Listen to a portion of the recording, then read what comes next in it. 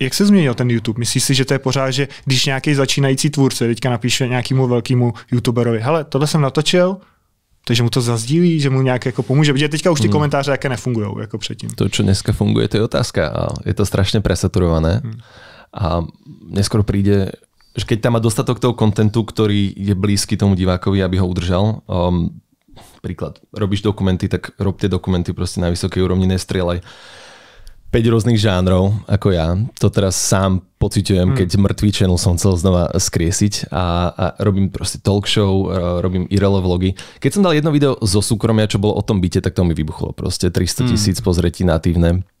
Že neviem, čo som ti chcel povedať. Je to ťažké. Spätne k tej otázke by som sa vrátil. Vy to nestříháte, to bude celkom tricky.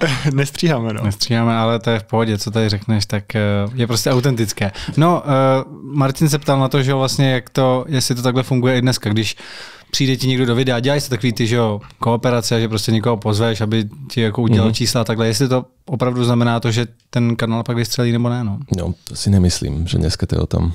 Tak já pamatuju si, bavili jsme se o tom, že na začátku Peter, náš kamarád, tvůj kamarád, tvůj kolega, tak byl ve videu u Caseyho Neistata.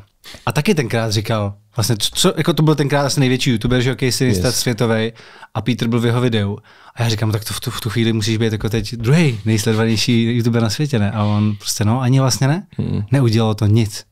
Jako pár lidí se podívá na tvůj channel, zjistí, že ten content přesně třeba není takový, jako očekávali, takže se jako na to nebudou dívat, někdo ti dá odběr, ale že by přes noc si to vystřelilo tak, jako třeba tenkrát nám, jak říkal Martin, to asi ne, no. Nie, to určite ťažšie dneska vybudovať. Akože ľudia sú naučení, čo je to subscribovať, že na YouTube chodia pravidelne, ale získať si tých pravidelných fans je určite náročnejšie.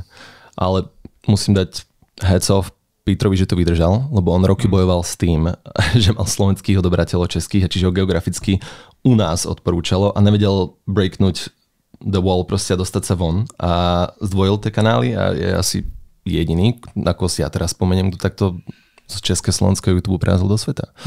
Takže to je husté.